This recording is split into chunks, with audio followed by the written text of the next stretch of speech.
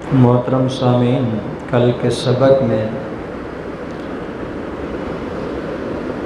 میت کو دفن کرنے کے بعد اس کے گھر کے اندر کسی بھی قسم کا اجتماع کرنا، چاہے وہ تعزیت کرنے کے لیے ہو یا کھانا کھانے کے لیے ہو یا اور کسی مقصد کے لیے ہو، تمام اہل سنت والجماعت کے علماء کے نزدیک اس طرح کا اکٹھ کرنا منع ہے، اور اس وجہ سے منع ہے کہ رسول اللہ صلی اللہ علیہ وسلم اور صحابہ کرام سے میت کے گھر کے اندر اس طرح کا اجتماع ثابت نہیں ہے۔ یہ جو علماء مسائل بتاتے ہیں یہ اپنی مرضی سے نہیں بتاتے، یہ وہ بتاتے ہیں جو رسول اللہ صلی اللہ علیہ وسلم کے لائے ہوئے قانون اور لائی ہوئی شریعت کے مطابق ہوتے ہیں۔ تو چونکہ رسول اللہ صلی اللہ علیہ وسلم نے کسی میت کے گھر کے اندر اجتماع کرنے کا حکم بھی نہیں دیا اور خود کیا بھی نہیں اور صحابہ کرام نے بھی نہیں کیا ہے، حکم یہ ہے کہ جو ہی اس کو دفن کر دیا، جنازہ پڑھ لیا، ہر بندہ اپنے اپنے کام میں مصروف ہو جائے، حتیٰ کہ جو گھر کے افراد ہیں ان کے لیے بھی حکم یہی ہے کہ وہ اپنے کام کے اندر مصروف ہو جائیں۔ البتہ اگر ان کو غم زیادہ ہے، وہ نہیں کام میں مشغول ہو سکتے، تو شریعت نے صرف 3 دن کی اجازت دی ہے۔ یہ جو لوگ آج کل سمجھتے ہیں نا کہ 3 دن کا حکم ہے، حکم نہیں، 3 دن کی اجازت ہے، یعنی زیادہ سے زیادہ اگر وہ سوگ منانا چاہتے ہیں میت کا تو صرف 3 دن تک اس کی اجازت ہے، اور اگر وہ اس پر عمل نہیں کرنا چاہتے، پہلے دن ہی کام کے اندر مصروف ہو جانا چاہتے ہیں، ہو جائیں، بشرطے کہ وہاں جہاں وہ رہتے ہیں معاشرہ انسانوں کا معاشرہ ہو جائے۔ یہاں جہاں ہم رہتے ہیں خدا کی قسم انسانیت نام کی کوئی چیز ڈھونڈنے سے بھی جا کے شاید مشکل سے ملتی ہے۔ جی آپ کا کیا خیال ہے جس گھر کے اندر فوتگی ہو جائے، وہ میت کا جنازہ پڑھ کے دفن کرنے کے بعد اگر دکان کھول لے، معاشرے کے لوگ اس کو بچائیں گے؟ مشکی سانپ، کالے رنگ کا سانپ بھی اتنا زہریلا ڈنگ نہیں مارتا جتنا کہ یہ معاشرے کے لوگ اس بیچارے کو ڈنگ مار مار کے زہریلا کر دیں۔ لو جی، اس کو اپنے رشتہ دار کے مرنے کا غم بھی کوئی نہیں، اس کو غم کھایا جا رہا ہے کہ اس نے مجھے کھانا کیوں نہیں کھلایا ہے، اور کوئی اس کا مقصد نہیں۔ تو پہلے دن یہ مسئلہ یاد رکھیں، شاید پہلے آپ نے سنا ہو کہ نہ سنا ہو ہے، فوت ہونے کے بعد میت کو دفن کرنے کے بعد جنازہ پڑھنے کے بعد اسی وقت بھی آ کے بندہ دکان کھولنا چاہے کھول سکتا ہے۔ اگر کوئی بندہ اس کے اوپر اعتراض کرتا ہے کہ اس نے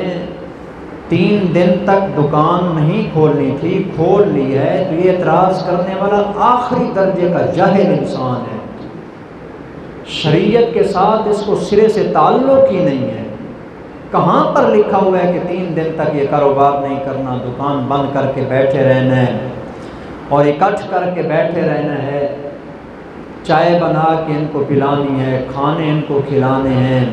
فروٹ ان کو کھلانے ہیں، یہ اپنی طرف سے بنائی ہوئی سب لوگوں کی باتیں، اسلام کے اندر اس کا کوئی عمل داخل نہیں، اسلام اس کی کوئی اجازت نہیں دیتا ہے۔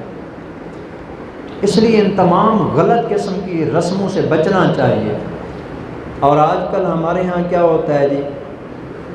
اللہ اکبر، فوت ہونے کے دوسرے دن درس قرآن اور دعا ہوگی جی 10 بجے، اور اس کے بعد حاضرین کے لیے ماشاءاللہ سے دعوت طعام ہوگی، جیسے کوئی اللہ معاف کرے شادی ہو رہی ہے۔ ایک غم ہے ان بیچاروں کو، اور اوپر سے حالت یہ ہے کہ یہ سارے اکٹھے ہو کے وہاں پر کھانے کے لیے بیٹھے ہوئے ہیں۔ احساس تک اندر مر جاتا ہے انسان کے جس وقت اس طرح کے کام کرتا ہے۔ اور جمعرات، وہ تو پھر جمعرات ہوتی ہے نا جی، مرنے کے بعد 40 دن تک ہر جمعرات ہی کمال کی جمعرات ہوتی ہے، اور خاص طور پر اس ایریے کے اندر جو مولوی صاحب ہوتا ہے اس کے لیے پھر جمعرات جو ہے نا ایک عید کا پیغام لے کے آتی ہے۔ مختلف قسم کے کھانے، مختلف قسم کی چیزیں، مولوی صاحب کے گھر بھی ڈھیر لگا ہوا ہوتا ہے، اور وہ لوگ جو اپنے سکے باپ کو روٹی دینے کے لیے تیار نہیں، بیچارہ کبھی کس بیٹے کے گھر میں چکر لگاتا تھا، کبھی کس بیٹے کے گھر، بیٹے آخرکار چھوڑ دیتے تو آخرکار اپنے دامادوں کے گھر جا کے بیچارہ زندگی گزارتا تھا، روٹی دینے کے لیے تیار نہیں۔ آج حالت یہ، پتہ نہیں آپ نے اس کو محسوس کیا ہو،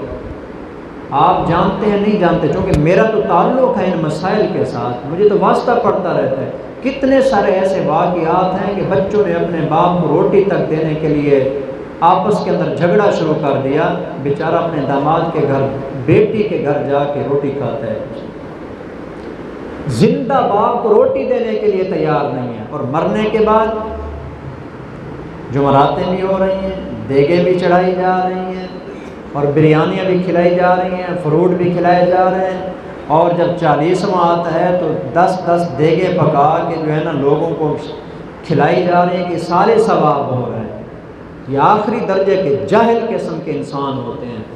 باپ کے مرنے کے بعد 40 دیگیں پکا کے کھلانے کا اتنا ثواب نہیں جتنا باپ کو ایک دن اپنے ساتھ بٹھا کے کھلانے کا ثواب ہے۔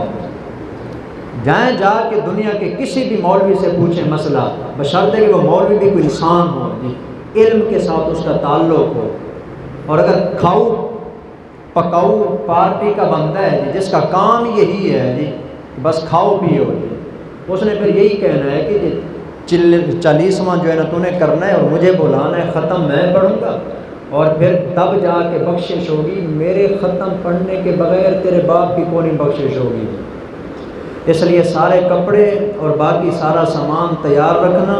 وہ میں ختم دوں گا تو وہ چیزیں مجھے ملیں گی، تو پھر آگے جا کے تیرے والد کو سارے ثواب ہوگا۔ اگر جاہل آدمی ہے تو اس کی بات میں نہیں کرتا، نہیں تو کوئی بھی اچھا عالم ہے، سنجیدہ عالم ہے جس کو علم کے ساتھ تعلق ہے، اس سے پوچھیں یہ جو بعد میں 40ویں کے موقع پر 40 دیگیں پکائی جاتی ہیں، یہ بہتر ہیں یا ایک وقت کا اپنے باپ کو زندگی کے اندر کھانا کھلانا بہتر ہے؟ وہ آپ کو بتائے گا 40 دیگوں کے پکانے کا اتنا ثواب نہیں ملے گا جتنا کہ اپنے والد کو اپنے سامنے بٹھا کر روٹی کھلانے کا اللہ اجر عطا فرمائے۔ اپنے والد کو سامنے بٹھایا، کھانا کھلایا، وہ لقمے کھا بھی رہا ہے، یا وہ کھانے کی پوزیشن میں نہیں تو یہ توڑ توڑ کے اس کو کھلا رہا ہے۔ ہمارے والدین نے ہمیں بچپن کے اندر چھوٹے چھوٹے لقمے بنا کے نہیں کھلائے، بھول گئے، آج شرم آتی ہے۔ والد کو لقمے بھی کھلا رہا ہے اور ساتھ ساتھ زیارت بھی کر رہا ہے، دیکھ بھی رہا ہے، ہر لقمے پر اللہ اجر عطا کریں گے، ہر دیکھنے پر اللہ حج کا ثواب عطا فرمائیں گے، حدیث پاک سے ثابت ہے۔